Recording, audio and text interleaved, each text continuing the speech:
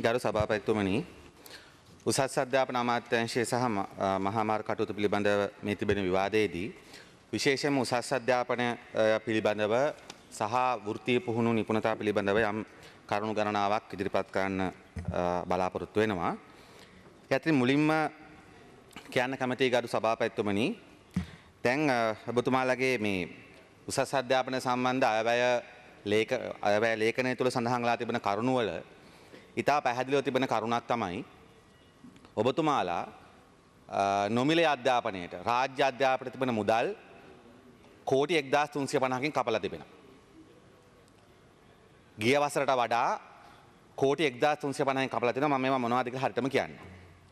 මේ රටේ සාමාන්‍ය මිනිසුන්ට ලැබෙන නොමිලේ අධ්‍යාපන ක්‍රමයට තිබෙන මුදල කෝටි 1350කින් කපන ගමන් ඔබතුමාලා කරලා තිබෙන්නේ පෞද්ගලික අධ්‍යාපන සමාගම් ආරම්භ කිරීම සඳහා පෞද්ගලික අධ්‍යාපන ව්‍යාපාර ආරම්භ කිරීම සඳහා උපරිම මුළු හදවතින්ම සහයෝගය දෙන්න උත්සාහ කරමින් ඉන්නවා.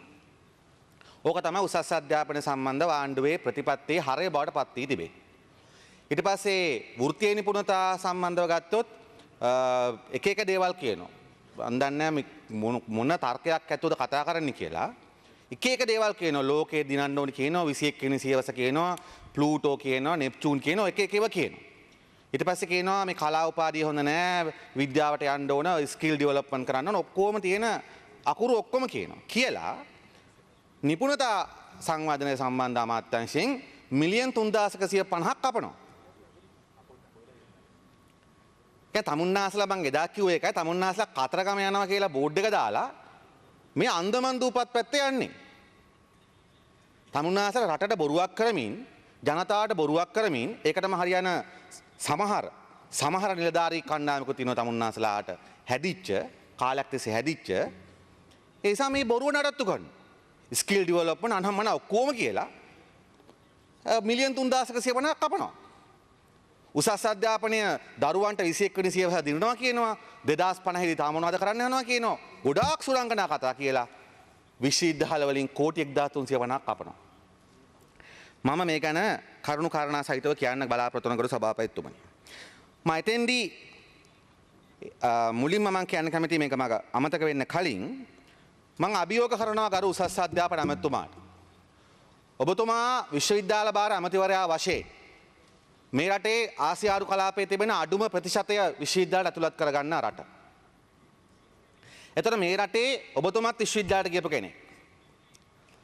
මේ රටේ උසස් අධ්‍යාපන අමාත්‍යාංශයේ කටයුතු මෙහෙයවීම සඳහා විශ්වවිද්‍යාලවල කටයුතු සඳහා තිබෙන්නේ ප්‍රතිපාදන කොමිසම විශ්වවිද්‍යාල. ඔබතුමා මේක සඳහන් කරලා තිබෙනවා මුදල් ඇමතිතුමා ඔබතුමාලා ශිෂ්‍ය සංඛ්‍යාව 26000ක් කරනවා මේ වසරේදී 2020 වල 50000ක් කරනවා කියලා. මම ඔබතුමාට අභියෝග කරලා කියනවා ඔබතුමාලා මේ 25000වල් 26000වල් කියන්න කලින් ගිය අවුරුද්දේ ඔබතුමා වැඩ වාරන් අවුරුදු එකමාරක් වෙනවා. ඔබතුමා දැන් දෙපාරක් ඔබතුමා ඇමතිවරයා වශයෙන් ඔබතුමා ඉඳෙද්දී ශිෂ්‍ය කණ්ඩායම විශ්වවිද්‍යාලයට බඳවාගෙන තිබෙනවා. විශ්වවිද්‍යාලවලට තිබෙන පුරප්පාඩු සංඛ්‍යාවට ප්‍රකාශ කරන පුරප්පාඩු සංඛ්‍යාවට සිසුන් බඳව ගන්න බැරිය UGC එකක් නේ ඇමතුමා ඔබතුමාට තියෙන්නේ. 24000ක් මම මේ සොරයෙන් කතා කරන්න ගරු ඇමතුමා ඔය විශ්වවිද්‍යාල ප්‍රතිපාදන කොමසාරි නිලධාරීවරුන්ට ඇති වෙන්න මේ ප්‍රශ්නේ මම මේ පාර අපි කණ්ඩායමක වශයෙන් 10 වතාවකට මතු කරලා තිබෙනවා. 24000කට ඉඩ තියෙයි එතකොට 22000 නම් ගන්න පඩි ගන්න ලැජ්ජ නැද්ද? දරුවෝ 2000ක් ඕගොල්ලන්ගේ වැරද්දෙන් හැම අවුරුද්දෙම විශ්වවිද්‍යාල සුදුසුකම් ලබලා විශ්වවිද්‍යාල පීඨාධිපතිවරු කියනවා ඉඩ තියෙනවා කියලා. මෙතන තියෙන දූෂිතභාවයයි අකාර්යක්ෂමභාවයයි නිසා ඔබතුමාටත් ඒකට කිසිම හැඟීමක් නැති නිසා හැම අවුරුද්දම දරුවෝ 2000 ගෙදර නතර වෙනවා. මොකක්ද මෙතුමා? ඔබතුමා අවුරුදු 5ක් කරොත් ළමයි 10000ක් විශ්වවිද්‍යාල සුදුසුකම් ලැබපු 10000ක් ගෙදරනේ. මම ඔබතුමාලා කතා කරන්නේ 50000වල් ගැන. ඔබතුමා දන්නවා අපේ රටේ දරුවෝ කොපමණ පීඩාවකට මුහුණ දෙනවද කියලා මේ සරසවි දොරටුව කියන මේ ඉදිකටු මලේ රින්ගන්. එසා මම ඔබතුමාට අභියෝග කරනවා. ඔබතුමා පුළුවන් නම් පසුගිය වසරවල් දෙකේ පිළිගත් ඔබතුමාලා ප්‍රකාශයට පත් කරපු ප්‍රමාණයයි බඳවගත් ප්‍රමාණය මේ පාර්ලිමේන්තුවේ වාර්තාවක් වශයෙන් ඉදිරිපත් කරා. ඒ වගේම මම ඔබතුමාට කියන ඔබතුමාගේ නිලධාරීන්ට නියෝගයක් දෙන්න කියලා. හැම අවුරුද්දම ළමයි විශ්වවිද්‍යාලයට බඳවා ගත්තට පස්සේ ඊට මාසයකට පස්සේ ඔබතුමා මේ පාර්ලිමේන්තුවට ඉදිරිපත් කරන වාර්තාවක් මේ පීඨවලට තිබිච්ච ඉඩකඩ මෙච්චරයි අපි අරන් තියෙන මෙච්චරයි කියලා. ගරු ඇමතුමනි දෙමාපිය දාන මම දෙමාපියගේ ඉල්ලා සිටිනවා. හැම කට් ඔෆ් පොයින්ට් නිකුත් කරාට පස්සේ විශ්වවිද්‍යාල ප්‍රතිපාදන කොමිසම වටලන්න කියලා. වටලලා සභාපති ඇතුලේ නිලධාරීන්ගෙන් ඉල්ල ගන්න කියලා. ඒ පීඨයට දරුවන් කොපමණ ඉඩකඩ තිබුණාද කොච්චර බඳවගෙන තිබුණාද කියලා මම මේ රටේ දෙමාපියගෙන් ඉල්ලා හිටනවා වටලලා අහන්න කියලා. නොමිලේ අධ්‍යාපන ඉගෙනගෙන මැදවච්චියෙන් පොළොන්නරුවෙන් අරගෙන මේක ඉගෙනගෙන ඇවිල්ලා අද පඬිතුෝ ටිකක් ඉන්න විශ්වවිද්‍යාල කොමිසම මම සභාපතිතුමා කරන්න මේ කියන්නේ. සභාපතිතුමා තියෙන ප්‍රශ්න තමයි එතුමා අධ්‍යාපනඥයෙක්ගේ සිට මහාචාර්යවරයාගේ මානසිකත්වයේ සිට අමු මැනේජර් කෙනෙක්ගේ මානසිකත්වයට පත් වෙලා තියෙනවා. විශ්වවිද්‍යාල ප්‍රතිපාදන කොමිසමේ සභාපතිවරයා අධ්‍යාපනඥයෙක් විය යුතුයි. ඔහු පළල් පුද්ගලයෙක් විය යුතුයි. ඔහුට තියෙන මේ දීලා තියෙන සැකිල නඩත්තු කරන්න නෙමෙයි. අද ඔහු ඊටාම දරදඬු කළමනාකරුවෙක් වෙලා තිබෙනවා. ඒක කරන්න පුළුවන් පෙප්සි කෝලේ උකුරන මිනිහෙක් දැම්මත් ඔතෙන්ට. මම මේ කියන්නේ ප්‍රශ්න රාශියකදී මැදිහත් වීමේදී විශ්වවිද්‍යාල ප්‍රතිපාදක කොමිසමේ තිබෙන දූෂිත ඒ වගේම ඊ타මත්ම අමනෝඥ අසාර්ථක ක්‍රියාවලිය නිසා මහාචාර්ය සභාපතිතුමාට නිසි ගෞරවයක් ඇතුව මේ කියන්නේ. ඔබතුමාගේ තනතුර ඕක නෙමෙයි. ඔබතුමා බාරක ඔබතුමා කළ යුතු දේ ඕක නෙමෙයි. ඕක කරන්න පුළුවන් අර පොඩි ළමයෙක්ට. ඔය දැන් කරන ටික. ඔබතුමා උගත්කම නිසි ගෞරවය ඇතුව කියන්නේ. ඒ සම අමතුමාට අභියෝග කරනවා හැම අවුරුද්දම කට් ඔෆ් පොයින්ට් එක නිකුත් කරාට පස්සේ මේ පාර්ලිමේන්තුවේ වාර්තාවක් දෙන්න ඔබතුමා. ඔබතුමා වගකීමක් සහිත ඇමතිවරයෙක් නම් පුරප්පාඩු සංඛ්‍යාව බඳවගත්තද කියලා බොරුවට 50000ක් කියන්න එපා ඇමතුමා. ඊළඟට ඔබතුමාගේ මුදල් කප්පාදුව කොපමණද ඇමතුමනි? ඔබතුමාගේ අමාත්‍යාංශය හොයාගන්නත් අමාරුයි. මහා මාර්ගයි විශ්වවිද්‍යාලය පටලවලා සෑහෙන්න අමාරුයි හොයාගන්න. ඔබතුමා සූක්ෂමව කල්පනා කළා මම හිතන්නේ මේක කළා තියෙන්නේ. නමුත් අපි බොහොම අමාරුවෙන් ගණන් හදලා තියෙනවා. දැන් 2015 අවුරුද්දේදී බිලියන් 44ක් වෙන් කරා ඔබතුමාගේ අමාත්‍යාංශයට උසස් අධ්‍යාපනයට. මම පාරවල් ගැන කතා කරන්නේ නැහැ. 2016 දී ඒක බිලියන් 62ක් වුණා. මෙවර ඔබතුමාට තිබෙන්නේ ආයවැය කතාවෙන් එකතු කරපු ගණන් ලකුණුත් එක්ක මුදලුත් එක්ක බිලියන් 48මාරයි. මම ඒක කලින්ම කිව්වේ 2016ට වඩා කෝටි 1350ක් විශ්වවිද්‍යාල වලින් කපලා තිබෙනවා. මේක විශ්වවිද්‍යාල පද්ධතියෙන් ගත්තම කොහොමද සභාපතිතුමනි? මම ඉතා ඉක්මනින් කියන්නම්. විශ්වවිද්‍යාල මට්ටමින් ගත්තම පේරාදෙණිය විශ්වවිද්‍යාලයේ 2016 මිලියන් 5600යි මේ අවුරුද්දේ 4900යි මිලියන් 700ක් කපලා තිබෙනවා. කොළඹ විශ්වවිද්‍යාලය මිලියන් 3100යි මේ සැරේ 2900යි මිලියන් 200ක් කපලා තිනවා. ඔබතුමා දන්න උද්දමනය ගණන් හැදුවට පස්සේ කැපීම ඊට වඩා වැඩි. උද්දමනය දැම්මට පස්සේ මේකටත් වඩා අඩුයි මේ ගණන්. ජාතිපුර සරසවියේ 3700ක් වෙන් කරා මේ සැරේ 3500යි. කැලණියේ 3300 3250 වෙලා තියෙනවා. මොරටුව 3200 2750 වෙලා තියෙනවා. මොරටුව විශ්වවිද්‍යාලයෙන් මිලියන් 450ක් කපලා තිබෙනවා. යාපනයේ සරසවිය මේ යුද්ධෙන් බට කාපු සරසවිය ඔබතුමා යාපනයට ගියා. ගරු ඇමතුමනි ඔබතුමා දන්නවා යාපනයේ සරසවියේ අති විශාල නේවාසිකාගාර ප්‍රශ්නයක් තියෙනවා. වතුර ප්‍රශ්නයක් තිබෙනවා. යාපනයේ සරසවියේ ළමයි වතුර ගන්න සල්ලි වලට. යාපනයේ සරසවියේ කැන්ටින් එකේ කෑම රුපියල් 80යි. ලංකාවේ හැම කැන්ටින් එකකම කන්න බැරි වුණත් කෑම එක ගන්න රුපියල් 30යි. නැත්තම් 20යි. විශ්වවිද්‍යාල. යාපනයේ 80යි. වතුර ගන්න සල්ලි වලට. යුද්ධෙන් බට කාපු දරුවෝ ඉන්නේ විශ්වවිද්‍යාලයක්. දැන් නම් සිංහල මුස්ලිම් දරුවෝ ඉන්නවා වැඩිපුර. ඔබතුමා එකේ මිලියන් 500ක් කපනවා. කපලා කියනවා ඊට පස්සේ ජාතික සමගිය හදනවා කියලා. ලැජ්ජ වෙන්න ඕන. ඕගොල්ලෝ වැඩිපුර දෙන්න ඕනේ යාපනයට. ඔබතුමා දන්නවා පසුගිය ජාතිවාදී ප්‍රශ්නවලදී සමහර ශිෂ්‍ය නායකයෝ යුද්ධෙන් බට කාපු අම්මා තාත්තා දෙන්නම රෙද්ද දරුවෝ ඒගොල්ලෝ. එතන ජාතිවාදී අගුලවන්න හරි ලේසි. යාපනයේ සරසවිය මිලියන් 500ක් කපලා මෙතන සම්බන්ධ නම් විපක්ෂ නායකතුමාට සංහිඳියා ගැන කතා කරනවා. එතකොට තමයි ඒකට හිතෙන්නේ මේක බෙදලා අරගෙන හරි වැඩිපුර සල්ලි ටිකක් ගන්න ඕනේ කියලා. ඊට පස්සේ බලන්න රුහුණ සරසවිය මිලියන් 3300 ගිය අවුරුද්දේ මේ පාර 2900 ඇමතුමා. නගරීය සරසවිය මිලියන් 1600 ගිය අවුරුද්දේ මේ පාර 1400යි. ඊළඟට ගත්තොත් එහෙම රජරට සරසවිය වතුර අරතුක වහනවා විශ්වවිද්‍යාල. ගරු ඇමතුමා ලැජ්ජ වෙන්න ඕනේ නැද්ද? ඔබතුමා පුද්ගලික නේ මම කියන්නේ. මේ රටේ උසස් අධ්‍යාපන ඇමතුරු ගොඩක් හිටියා. ලැජ්ජ වෙන්න ඕනේ අප්පා. විශ්වවිද්‍යාල වහනවා වතුර නැතුව. දැන් පටන් ගත්ත විදිහ හොඳ නැහැ කියන්න පුළුවන්. හැබැයි පටන් ගන්න දැන් අවුරුදු 20කට වැඩිනේ. ඔබතුමා ශිෂ්‍යෝ ගහගෙන මේ වුණා මේකත් අපි අනුමත කරන්නේ නැහැ. එතකොට ශිෂ්‍යෝ වැරදි. වතුර නැතුව වැහුවාම ඇමති බාර ගන්න එපා එහෙනම්. ලංකා ලෝකේ එකම විශ්වවිද්‍යාල තියෙන ලංකාවේ වතුර නැතුව වහන.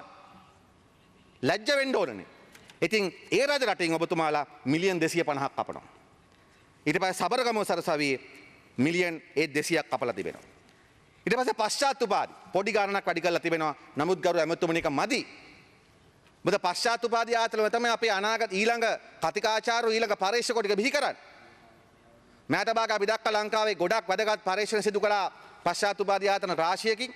එකක් මම නිශ්චිතව කියන්නේ අපිට තේරෙන දෙයක්. වෛද්‍ය විද්‍යාවේ කතාවත් අපිට තේරෙන්නේ නැහැ ඇත්තට. විශේෂයෙන් පුරා විද්‍යාව සම්බන්ධව ගත්තොත් ලංකා ඉතිහාසයේ නොසිඳී තිබිච්ච පරිච්ඡේදයක් විසඳුවා. පුරා විද්‍යා පශ්චාත් උපාධි ආයතන ප්‍රධානීන් විසින්. ඔබතුමා දන්නවා ඒක. අපිට කිව්වේ හැමදාම අපි කුවේනිකෙන් විජයගෙන් පැවතෙන්නේ කියලා. බලංගොඩ මානවයේ කතාවක් වෙනම තියෙනවා. විජය වෙනම තියෙනවා. අද විද්‍යාත්මක සාක්ෂි වලින් පෙන්ලා තිබෙනවා නේ අපි අවුරුදු 1,25,000ක් තිස්සේ ශ්‍රී ලංකාවේ මානව ජනාවාසකරණය කෙලින්ම අද දක්වා කෙලින්ම කනෙක්ට් කරලා තියෙනවා මේ පශ්චාත් උපාධි පරීක්ෂණ වලින්. ඔබතුමාලා ඒවට මුදල් දෙන්නේ කොච්චර සොච්චමද? මේවා අධ්‍යාපන වැඩ කටයුතු වලට වඩා ජාතික යුතුයකම්. ගරු ඇමතුමා මේක පාරව හදනට වඩා ලොකු දෙයක්.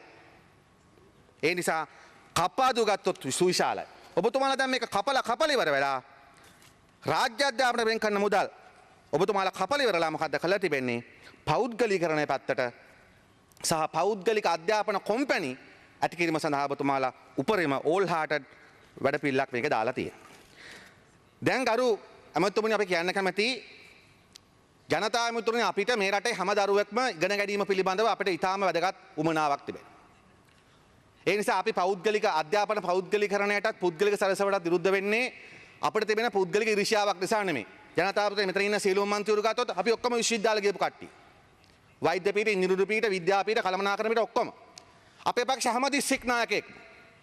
බස්නාහිර පළාත, දකුණු පළාත, වයඹ පළාත, මධ්‍යම පළාත, ඌව පළාත, උතුරු මැද පළාත මේ හැම එකේම අපේ හැම දිස්ත්‍රික් නායකයන්ම විශ්වවිද්‍යාලය ගියපු කෙනෙක්. අපිට ඉරිෂා ප්‍රශ්නයක් නැහැ. අපි වැඩ බැරි ළමයි නෙමෙයි ඇමතුමා. අපිට ඒ හීනමානේ කවදාවත් දැල්ලා නැහැ. හැබැයි අපි දැකලා තියෙනවා අපිත් එක්ක එකට පන්තියේ හිටපු අපි තරම්ම දක්ෂ ළමයි මේ රටේ පාලකයන්ට හරියට විශ්වවිද්‍යාල ගේට්ටු ලොකු කරන්න බැරි වෙච්ච නිසා. සමහර අපිටත් වඩා දක්ෂ බුද්ධිමත් තිබිච්ච ළමයි අපි පන්ති කාරණා නතර කළා අපි කැම්පස් ගිහලා තියෙනවා. දැන් ඔබතුමාලා පුද්ගලීකරණය සම්බන්ධ මතය මොකක්ද? මේක පරිච්ඡේද ගණනාවක් තියෙනවා මම කියන්නේ නැහැ. ඔබතුමාලා ලක්ෂ 8ක් දෙන්න හදනවා මොකක්ද එක විපාදයක් කරන්න ණයක්.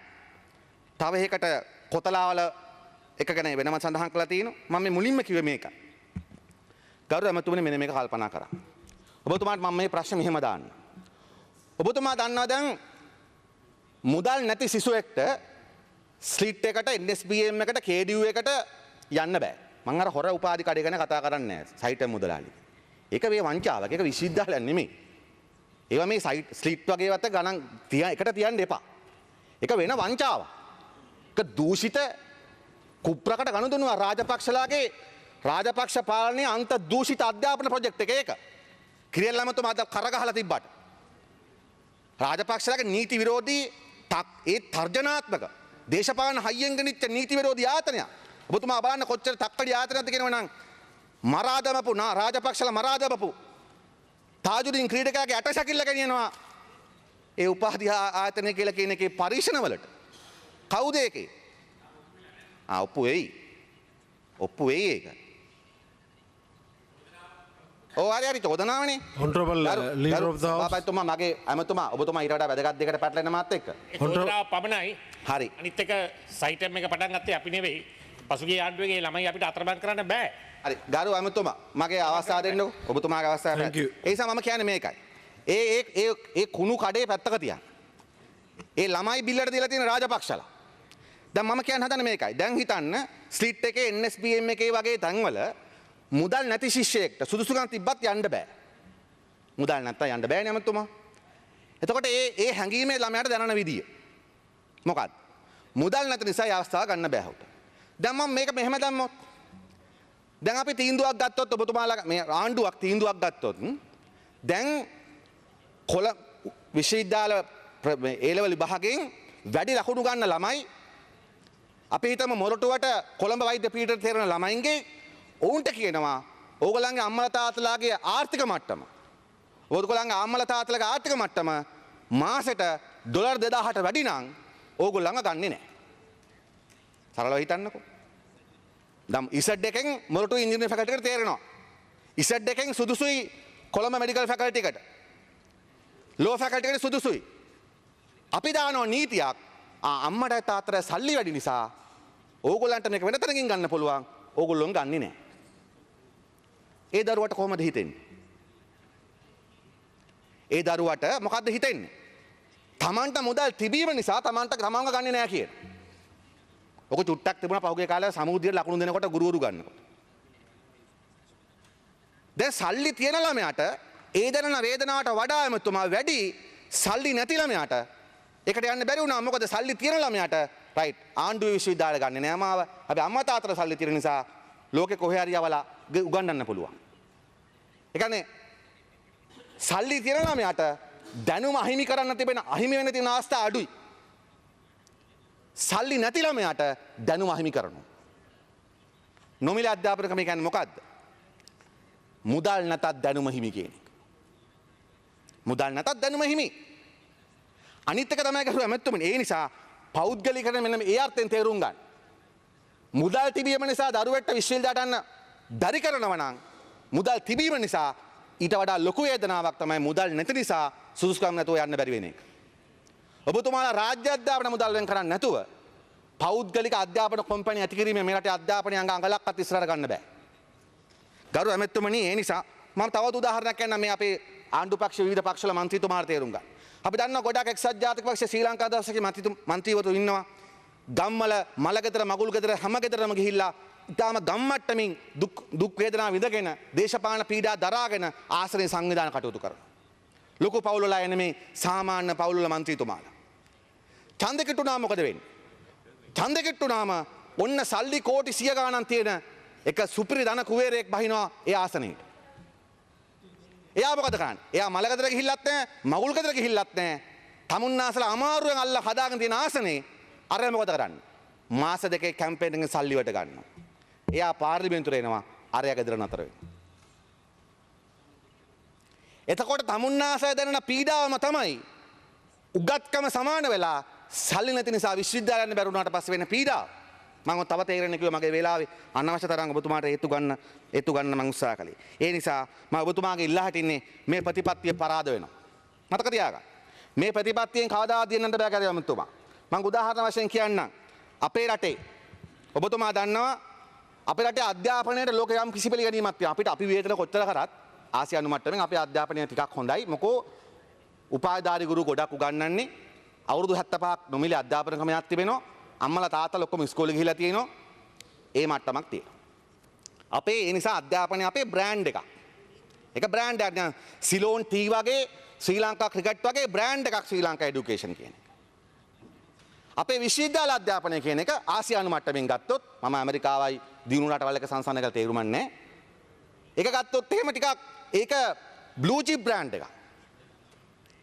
දැන් ඔබතුමාලා මේ දක්ෂයන්ට විශ්වවිද්‍යාල උපාධි ප්‍රදානය කරන ආයතන හදන්න නැතුව ඔබතුමාලා මේ මුදල් ටිකක් තියෙන යන්තම් ඉසඩ් එක දාගන්න කට්ටියට අධ්‍යාපනය දීමට උත්සාහ කිරීම මොකක්ද ඔබතුමා මේ කරන්න හදන්නේ? මොකද්ද මොන වගේද මේක?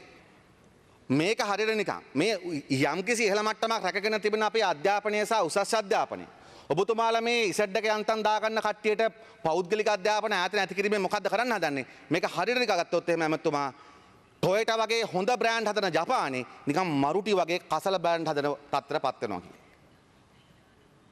BMW Mercedes වගේ හදන ජර්මනිය වගේ රටක් නිකන් බජාජ් වගේ ත්‍රී වීල් හදන මට්ටමටපත් වෙනවා කියන්නේ.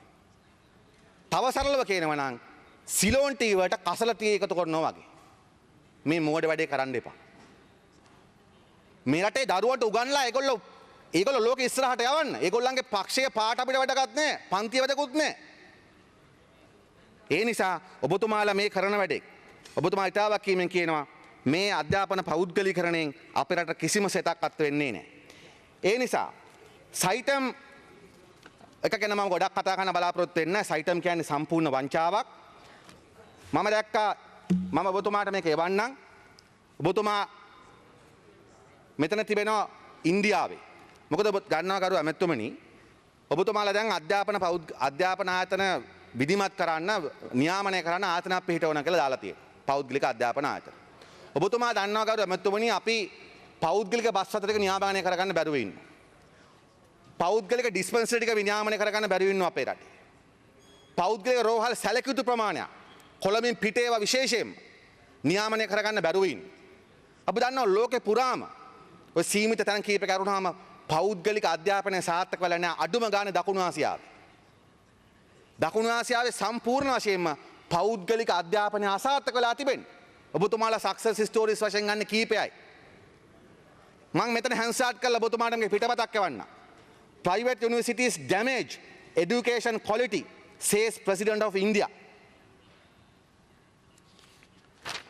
ඔබතුමා දන්නවා මේ තියෙන parliamentary committee report and eye opener for MHRD. ඔබතුමා දන්නවා parliamentary standing committee on human resource development මේ ඉන්දියාවේ ලෝක සභාව සහ රාජ්‍ය සභාවේ ඉන්දියාවේ වෛද්‍ය අධ්‍යාපනයේ තියෙන කඩාවැටීම් පිළිබඳ ඉදිරිපත් කරන වාර්තාව මම නැවත හැන්ඩ්ස්ටාර්ට් කරනවා. මම මේක කලින් අවස්ථාවකත් කරා. අන්ත දූෂිත භාවයට පත් වෙලා තිබෙන්නේ. මේ පිළිබඳව BBC රොයිටර් ඩොකියුමන්ටරි රාශියක් තිබෙනවා. ගරු ඒ නිසා මම අමතුමාට මේ සියලුම තොරතුරු සහිතව මම දැක්කා දැන් පාර්ලිමේන්තුවේ මොකද්ද කමිටුවක් පත් කරලා තියෙනවලු සයිටම් එක ගැන නිර්දේශ දෙන්න. ඒ නිර්දේශ දෙන කමිටුවේ වාර්තාවක් කියලා එකක් සභාගත කරලා තියෙනවා. අපි උදේ ප්‍රශ්න කරා. නමුත් ගරු ඇමතුමනි අපිට කියන්න කැමති ඒක පුදුම කමිටුවක්. ඒ කමිටුවේ ඉන්නවා එක්තරා මන්ත්‍රීවරයෙක්. මම නිශ්චිත වශයෙන් දන්න නිසා කියන්නේ. චතුර සංදීප සේනාරත්න මැතිතුමා. ඒ වගේම එතුමා පරීක්ෂාවට ලක් කරන සයිටම් ආයතනය. මම දැනගන්න කැමති සයිටම් ආයතනය මෙන්න මේ අංකයට අනුව MF 121F.226M D77 passport number එකක් තියෙනවා N153 6 වෙනි බැච් එකේ. සමන්ගී මනතුංග කියන ශිෂ්‍යාව ඒ මන්ත්‍රීතුමා කවුද කියලා. ගරු ඇමතුමනි තමන්ගේ අපිට තියෙන තොරතුරු එතුමාගේ බිරිඳ. එතුමාගේ බිරිඳ ඉන්න සයිටම් එක ගැන එතුමා කමිටුවේ වාඩි වෙලා වාර්තාවක් දෙනවා. දැන් තමුන්නාස් හිතන්නේ අපි කවුරු කියලාද? මෙරට විශ්වවිද්‍යාල ශිෂ්‍ය ව්‍යාපාරික යන කවුරු කියලාද? අපි ඔබතුමාට කියනවා මේ දූෂිත මෙරටේ වෛද්‍ය සභාව පිළිගන්නේ නැති මහාචාර්ය කාලෝ ෆොන්සේකා වගේ විවිධ මතවලදී වෙනස්කම් තිබෙනවා. නමුත් මේ මතයේදී ස්ථිර අදහසක් තිබෙනවා.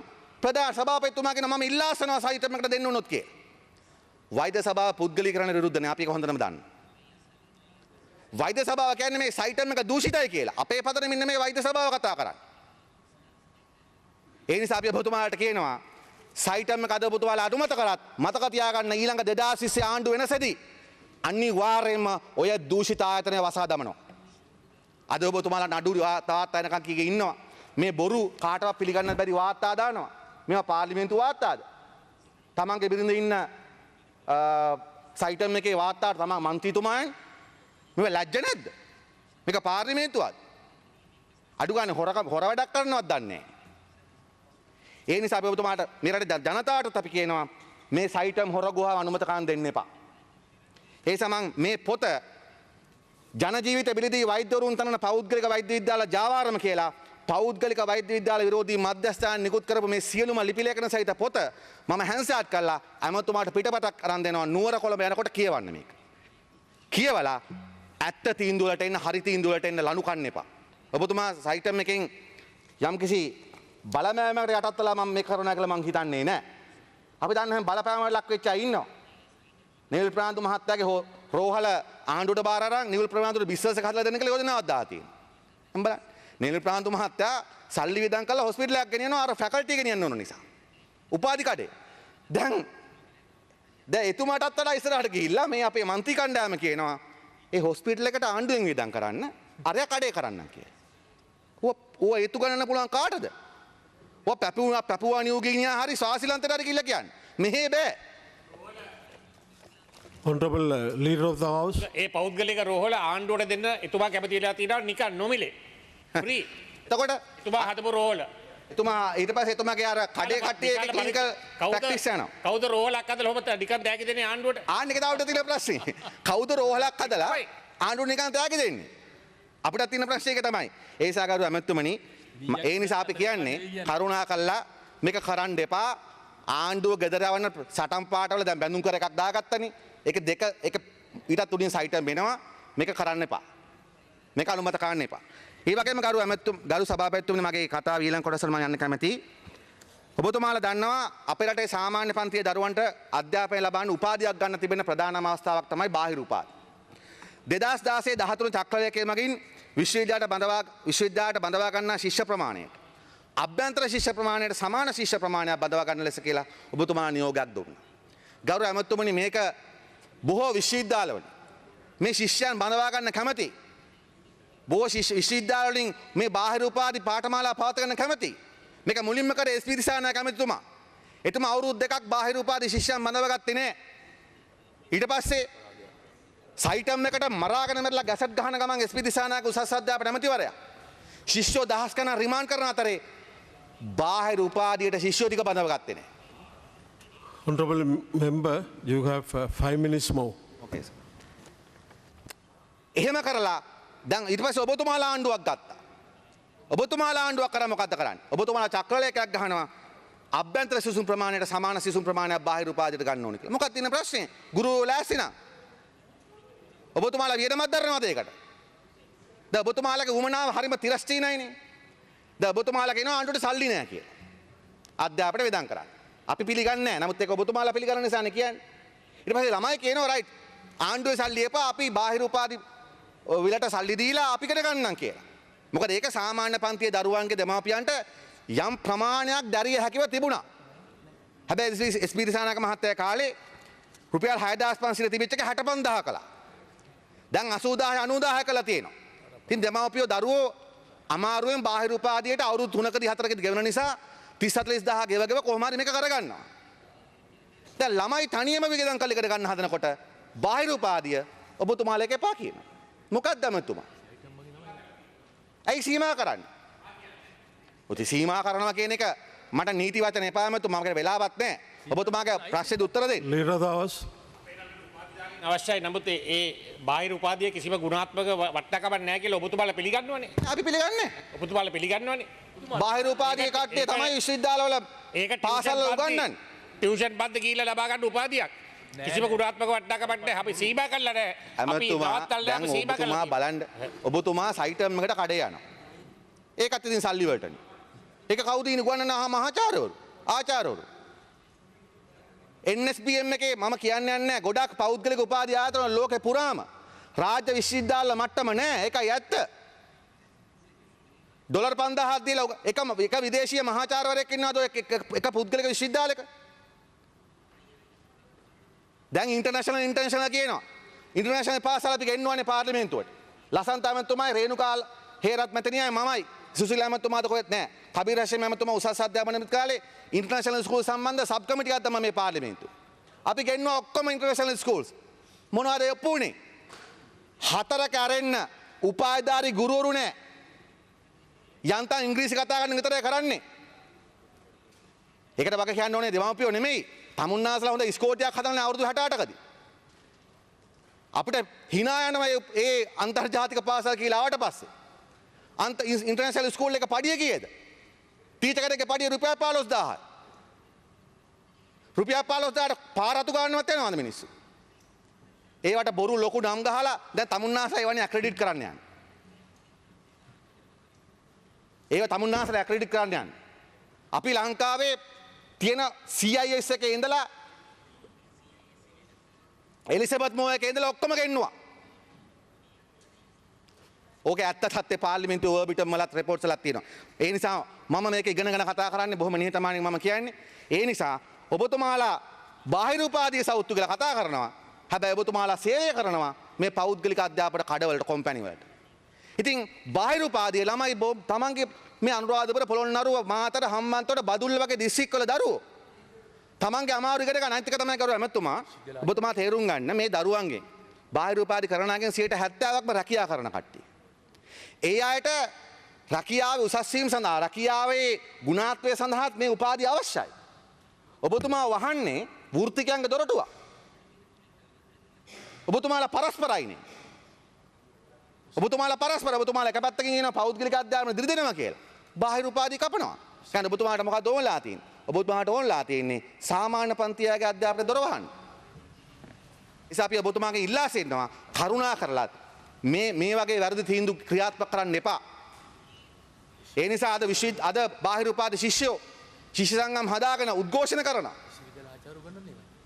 විශ්වවිද්‍යාල ආචාර්ය උගන්වන්න ඔබතුමා වග කියන්නේ ඒක සුදුසු නැහැ කියලා කිව්ව දෙයට පස්සේ මට දැන් කියන්න ඕනේ නැහැ. ඒ නිසා අපි ඔබතුමාගේ ඉල්ලා සිටින්නේ බාහිර උපාධි කප්පාදු නතර කරන්න. මොකද ශිෂ්‍යෝ ලියාපදිංචි වෙන තරමටම විභාග ලියන්න එන්නේ නැහැ. ඒ නිසා පීඨාධිපතිවරු කැමති නම් මේක කරන්න දෙන්න. මේකේ ආර්ට්ස් වැඩි නම් ඔබතුමාලා හඳුන්වා දෙන්න. මම දන්නවා කොළඹ විශ්වවිද්‍යාලයේ තියෙන බාහිර එක කෝස් එකක් මට සමාවෙන්න එක හොඳට මට මතක නැහැ කම්පියුටර් රිලේටඩ් මේ BSc එකක් ගන්න පුළුවන් බාහිර කරලා ඒවා හඳුන්වලා දෙන්න. ඒවා ඕනනම් අනවශ්‍ය දේවල් වලට සීමා කරන්න. කෝස් සීමා කරන්න. අවශ්‍ය නම් සුදු නැතිනම් හැබැයි ප්‍රමාණය සීමා කරන්න එපා. ඒ නිසා Please wind up. මම සභාපතිතුමා විනාඩි 5ක් අපේ ඊළඟ කතිකයන් ගන්නවා. හරි. හොඳයි. මම ඊළඟට කරු ඇමතුමනි අපේ වෘත්තීය පුහුණු අමාත්‍යාංශ ගැනත් කතා නොකරොත් හොඳ නැහැ. විශ්වවිද්‍යාල ගැටලු රාශියක් වෙනවා මම හිතනවා අපි ඊළඟ කතිකය මාර්ගයෙන් කතා කරන්න. විශ්වවිද්‍යාල මුණ දීලා තිබෙන විශේෂම වෘත්තීය පුහුණු ඇමතුමා. දැන් ඇමතුමා ඔබතුමාට ආසන ගොඩක් තිබෙනවා. වෘත්තීය පුහුණු අධිකාරිය මම හිතන්නේ මහින්ද සමරසිංහ ඇමතුමාට තිබේ. මම දැනගන්න කැමතියි දැන් මේ මුදල් කපුවට පස්සේ ඔබතුමා වෘත්තීය පුහුණු කරන්න සල්ලි ගේන්නේ කොහෙන්ද? ඔබතුමාගේ ජාත්‍යන්තර පුද්ගලික සම්බන්ධකම් හරහා සල්ලි ගේනවද? නැත්නම් ආණ්ඩුවේ මේ සල්ලි ඉල්ල ගන්නවද? ඔබතුමා මේ පාර්ලිමේන්තුවේ සාකච්ඡා කිව්වා මේවා නොමිල කරන්න යනවා කියලා. නමුත් මොකක්ද වෙලා තිබෙන්නේ? අවසානයේ කපලා තිබෙන්නේ. ඒ වගේම වෘත්තීය පුහුණු අධිකාරියේ විශේෂ අවධානය ලක්ලා තියෙන ශිෂ්‍යයන් අතර අලුතෙන් පොතක් ගහලා තියෙනවා building career skills කියලා. මගේ දැනීම හැටියට මේ පොත රුපියල් 200 ගාන හැම ශිෂ්‍යයෙක්ටම දෙන්න ලක්ෂ ගාණක් මුද්‍රණය කරලා තිබෙනවා. මම දැනගන්න කැමතියි මේ පොත කීයද? මේ පොත් කීයක් මුද්‍රණය කළාද? ඒකේ මුද්‍රණ වේදම කීයද? මේකේ කර්තෘ භාගයක් වෙන පුද්ගලයෙක්ට යනවද? මොකද මේක වෘත්තීය පුහුණු අධිකාරිය මට්ටමින් තිබෙන්නේ. එතකොට මේකේ කර්තෘ භාගයක් වෙන පුද්ගලයෙක්ට යන විදිහට මේක වෙන්නේ කියන එක පිළිබඳවත් මම දැනගන්න කැමතියි. ඒ වගේම තමයි කරුවා ඇමතුමනි. ඔබතුමාගේ වෘත්තීය පුහුණු අධිකාරියට ගිය සැරේ දුන්නු සල්ලි ටිකක් වියදම් කළා නෑනේ. ඒක තමයි රවි කරුණානායක ඇමතුමා යොදාගන්නේ සල්ලි කපන්න. එතුමා කොහොම බලන් ඉන්නේ සල්ලි කපන්න එක්ස්පෙන්ඩිචර් පැත්තේ.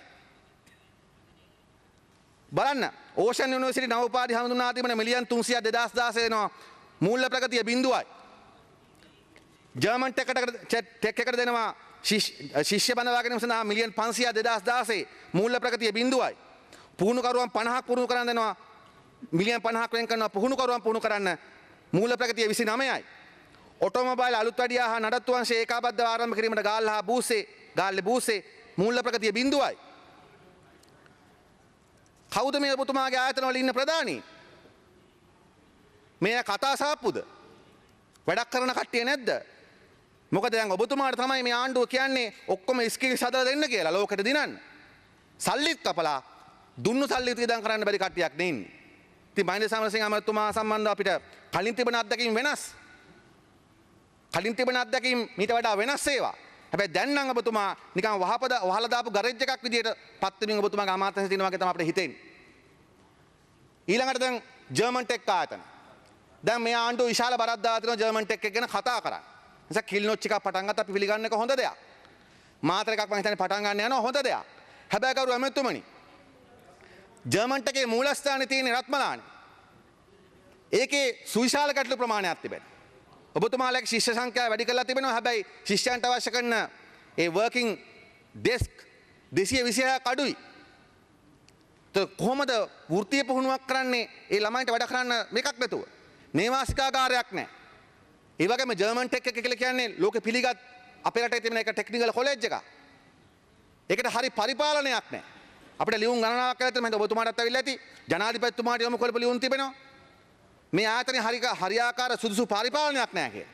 මේක හොඳ සමත් උගතෙක්ට බාර දෙන්න මේකේ ප්‍රධාන තනතුරු. අපි හිතනවා ඔබතුමා සතුව එහෙම ඇති කියලා. ඒ වගේම මේ කිලිනොච්චියයි මාතරයි කොළඹයි ජර්මන් ටෙක් එකට ගන්න. අපි කියනවා ආණ්ඩුවට ඊළඟ අවුරුදු 3ේදී තව ජර්මන් ටෙක් දෙක තුනක් දාන්න රටේ බදුල්ල දිස්ත්‍රික්කේ. මොකද ඌව පළාත තමයි ලංකාවේ දුප්පත්ම දිස්ත්‍රික්කය වශයෙන් සැලකෙන්නේ දැන්. එතනට එකක් යා යුතුයි. ඒ නිසා මේක එක තැනකට ගන්න කියන ඉල්ලීම අපි ඔබතුමාගෙන් ඉල්ලා සිටිනවා. ඒ කරුණු ප්‍රමාණය ඉදිරිපත් කරන ගමන් අවසාන වශයෙන් මා ගරු අමතුමාගෙන් ඉල්ලා සිටිනවා විශේෂයෙන්ම මේ වෘත්තීය පුහුණු අධිකාරියේ යටතේ විශේෂයෙන්ම ඔබතුමාට තමයි එන්නේ මේ HND ආයතනේ මගේ දැනීම හැටියට ඔබතුමාට නෙමෙයි කිරියල් අමතුමාටනේ. ඔව් HND ආයතනය ගැන වචන දෙක තුනක් කියලා මගේ කතාව අවසන් කරන්නම්. ගෞරව ඇමතුමනි ඔබතුමා දන්නවා HND ආයතනය ලංකාවේ මධ්‍යම මට්ටමේ ඉංජිනේරුවරුන් නැත්නම් තාක්ෂණ ශිල්පීන් සම්පාදනය කරන ප්‍රධානම එකක්. අද ඒක පුදුමාකාර ගැටලුවට මුහුණ දීලා තිබෙනවා. ඔබතුමාලා ඒ HND ශිෂ්‍යයන්ගේ ගැටලු මම එකක් දෙකක් ඉතා ඉක්මනින් කියන්නම්. එකක් තමයි ඔවුන්ට අවශ්‍ය කරන දේශකවරු ප්‍රමාණය නෑ. මම මේක පිට කලින් කියලා තියෙනවා. ඔබතුමාට අවුරුද්දක් කියලා ඒක විසඳ ගන්න බැරිලා තිබෙනවා. ඊට පස්සේ වැඩහල් සහ විද්‍යාගාර සඳහා අවශ්‍ය ශිල්ප ප්‍රදර්ශකවරු ඩිමොන්ස්ට්‍රේටර්ස්ලා 27ක් ඕනේ ඉන්නේ 13යි. මේක යාපනයේ ශාඛාවක් තියෙනවා. ඒකේ කවුරුත් නෑ. ඊළඟට ගත්තොත් එimhe විද්‍යාගාර සහායකවරු අඩුයි. ඊට පස්සේ මේ ළමයින්ට දෙන මහ පොළ ශිෂ්‍යාධාර. ඔබතුමා බානගරු ඇමතුමා මේවා කරලා දෙන්න මිනිස්සුන්ට. ඒකනේ අමතිකමක් දරන්නේ. දැන් NDT පාඨමාලාවේ ශිෂ්‍යයන්ට අවුරුදු 3ක් ඉගෙන ගන්න ශිෂ්‍යයන්ට මහ පොළ 5000ක් දෙනවා. HND පාඨ හොඳයි මම අවසන් කරන විනාඩියෙන් HND පාඨමාලාව හදාරන ශිෂ්‍යෝ අවුරුදු 3මාරක් ඉගෙන ගන්නවා. අතරම 4ක් වෙනවා. ඔවුන්ට 1250 ගෙවන්න. ඇමතුමා මොකද්ද මේ තර්කය? ඇයි මේව විසඳන්නේ නැත්තේ? අවුරුදු ගණන් අපි පාර්ලිමේන්තුවේ කිය ඉන්න දාන්නේ මේක. ඊට පස්සේ ශිෂ්‍යයන්ගේ ගාස්තු වැඩි කළා තිබෙනවා. ශිෂ්‍යයන් ගාස්තු ගත්තොත් ශිෂ්‍ය වාර්තා පොත රුපියල් 25 තිබෙච්ච එක එකපාර 500 කරනවා. මම දන්නේ රවි කරුණානායක ඇමතුමාට මේ ගණන් දුන්නේ කියලා. දැන් 25 30 40 කරන එක තේරුම් ගන්න පුළුවන්. 25 500 කරනවා. ඊට පස්සේ ID කාඩ් එකට රුපියල් 100ක් ආණ්ඩුවෙන් ගන්නෙත් නැහැ ඇත්තට. රුපියල් 100 තිබෙච්ච එක 500 කරනවා. ඉතින් ඒ වගේ රිසර්ච් ෂීට් එක ගන්න කලින් 100යි දැන් 500 කරනවා. ළමයට රිසර්ච් ෂීට් එක ගන්නත් සල්ලි ගන්න ආදරයක් හදලා තියෙනවා. ඒකට හේතුව යාත්‍රා සල්ලි නැතිවීම වෙන්න පුළුවන්. ඒ නිසා අපි ඔබතුමාගෙන් ඉල්ලා සිටින්නේ HND ශිෂ්‍යෝ අද ඒ නිසා මොකද වෙලා තියෙන්නේ? මේ ප්‍රශ්න වලට උද්ඝෝෂණය කරනවා. ඒගොල්ලෝ වටන්න බෑ. අවුරුදු 25ක් තිස්සේ සටන් කරනවා HND ශිෂ්‍යෝ. මේ ප්‍රශ්නේ නේද? සම්පත් දීලා හොඳ පරිපාලනයක් දීලා ඒක ශක්තිමත් තැනකට ගෙනල්ලා මේක ඉවර කරන්න නැමතුමා. ඒවා කරොත් තමයි ඔබතුමාලා උසස් අධ්‍යාපන මන්ත්‍රීලා වශයෙන් රටට දෙයක් කරා වෙන්නේ. ඒ නිසා මේ කරුණු ප්‍රමාණයට අපි පිළිතුරු බලාපොරොත්තු වෙමින් මගේ කතාව අවසන් කරන්න බොහොම ස්තුතියි.